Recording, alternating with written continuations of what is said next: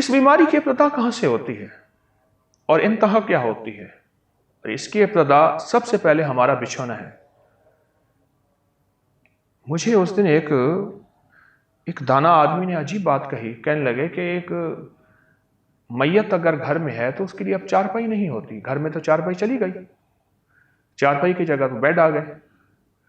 उस मैयत को उठाने के लिए चारपाई नहीं होती, फिर किसी गरीब के घर से या सर्वेंट क्वार्टर से वो चारपाई उठा के लाते हैं और उसमें मैयत को रखते हैं। बड़ी अनोखी बात बताई। जब से हमारी जिंदगी में चारपाई गई है और नीचे सोना गया है, उस दिन से हम मासूर हो गए हैं। और फिर चारपाई तो वैसे गई और नीचे सोना भी गया, और अगला काम जो शुरू हुआ वो ये शुरू हुआ, बेड और मैट्रेस। बेड भी कोई हर्ज नहीं, उसके अंदर भी तख्ता होता है, और अगर उस पर कुछ नरम चीज बिछा दी जाए और सो जाए तो कोई हर्ज नहीं। लेकिन फोम और ये मैट्रेस जो है, उसने तो हमारी जिंदगी को निचोड़ लिया है। कहीं पानी पड़ा हो, आप फोम का टुकड़ा उठा के रखते हैं, वो पानी को निचोड़ लेता है। फोम के टुकड़े से वो पानी को निचोड़ लेता है।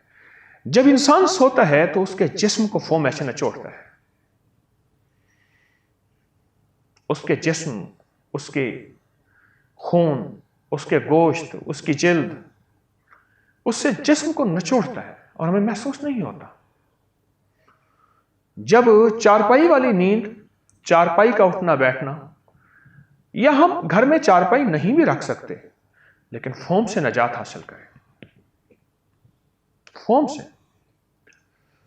और फोम हमारी जिंदगी में आखिरी एक जहर है जिसका शायद मदावा ना हो, और यह निज़ाम बढ़ता चला जा रहा है। फोम का इस्तेमाल बढ़ता चला जा रहा है और बहुत तेजी से बढ़ रहा है। फोम का इस्तेमाल और तेजी से बढ़ रहा है, और ये बीमारी भी तेजी से बढ़ रही है। बाज गाड़ियों की गद्दियां, सीटें, मोटरसाइकिल की बाज ऐसी सीटें जो मोहरों और कमर के दर्द और डिस्क के मसाइल का जरिया बनती हैं। कुछ चीजें ऐसी हैं जो हमारी जिंदगी को मुतासर कर रही हैं, और कुछ चीजें ऐसी हैं, हम सबसे पहले उन असबाब पे गौर करें। हम भी कैसे नादान हैं, कोई चीज हो, दर्द की गोली खाना शुरू कर देते हैं, बाम लगाना शुरू कर देते हैं, हकीमों की पुड़ी खाना शुरू कर देते हैं। क्यों? असल सबब पे नजर रखें कि इस मर्ज का सबब क्या है, बुनियादी वो कांटा क्या है जिसने हमारी चलती सवारी और गाड़ी को रोक दिया। अच्छा, गाड़ी के बारे में हम बहुत समझदार हैं। अगर उसमें कील चुभ गया टायर में, तो टायर में से वो कील निकलवाते हैं, और फिर कील निकालने के बाद फिर गाड़ी को रवां दवां करते हैं। हमारी जिंदगी में वो कील चुभा हुआ है और हम गोलियां खाए जा रहे हैं। क्यों गोलियां खा रहे हैं?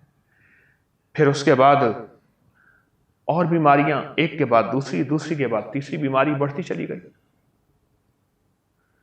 मेरा मशवरा यही है कि हम केस को पहले, सबसे पहले उसको गौर करें कि मर्ज थी कहां और है कहां,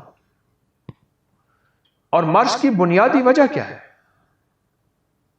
जब आप मर्ज की बुनियादी वजह को देखेंगे और चेक करेंगे, तो फिर मर्ज की बुनियादी वजह पे आपकी नजर होगी, तो फिर एक एहसास होगा कि असल केस ये है, असल मर्ज ये है।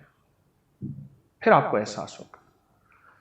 तो मेरा मशवरा है, सबसे पहले एक तो अपनी सीट पे नजर रखें जो आप बैठते हैं, और फिर सोना। कितने घंटे हम सोते रहते हैं, और कितने घंटे ऐसी नशिस्त पे या ऐसे जो है बिस्तर पे सोते हैं जो हमारे जिस्म को निचोड़ता रहता है और हमारे जिस्म को खींचता रहता है और हमारा जिस्म चढ़ता रहता है। इस पे आज तक नजर ही नहीं।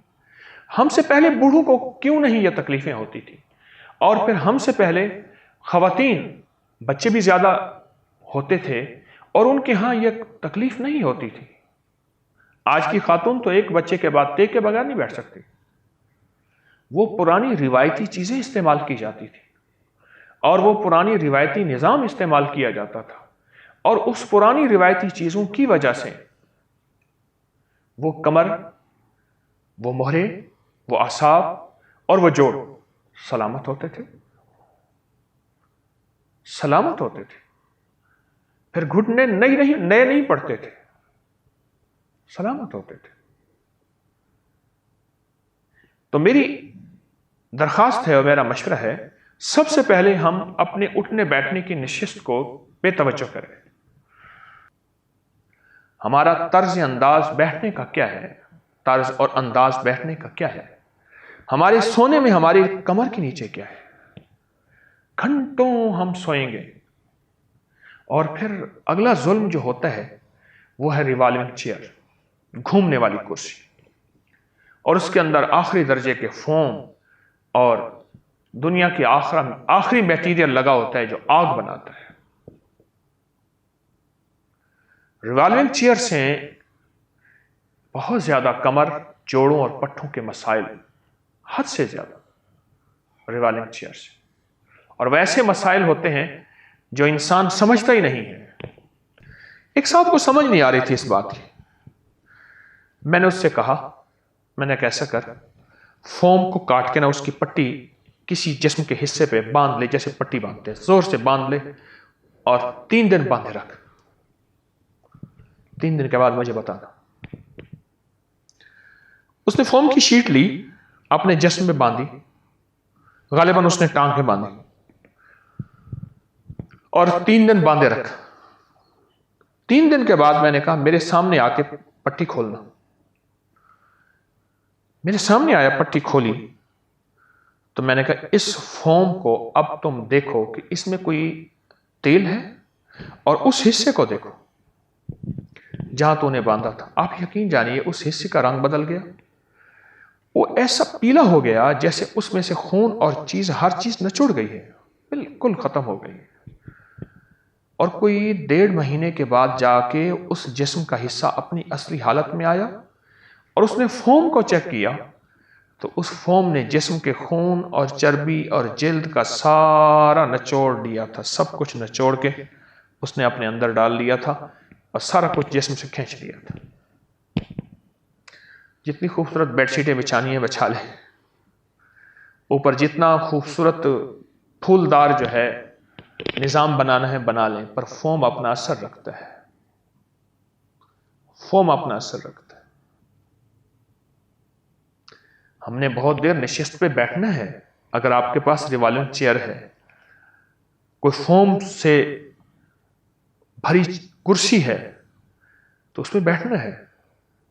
और यहीं से बवासीर होती है और इसी से कब्ज होती है। मेरे पास बसों के ड्राइवर, ट्रकों के ड्राइवर जो 12-12 घंटे, 14-14 घंटे, 24-24 घंटे चलते हैं। पेट का बढ़ना, कब्ज, बवासीर, गैस, बादी, तबखीर, वो बहुत फकियां, पाउडर, दवाइयां बहुत खाते हैं। और फिर उनकी ग़िज़ा वो होती है जो ट्रकों के अड्डों पे जो है वो मसालादार चीजें बहुत ज्यादा इस्तेमाल होती हैं, तेज चीजें बहुत इस्तेमाल होती हैं। ग़िज़ा वो, उधर बैठना एक खतरनाक हालत में। बाज अक्लमंद आदमी आपने देखे होंगे, वो सीटों के ऊपर जो है बैद की एक शीट डाल देते हैं। बैद, और बैद वो हो जो बांस का हो, खालिस हो, ये ज़हन नशीन रखें। वरना एक उस आप ऊपर शीट ऐसी डालते हैं वो भी प्लास्टिक की होती है, रबड़ की होती है। जहर के ऊपर जहर।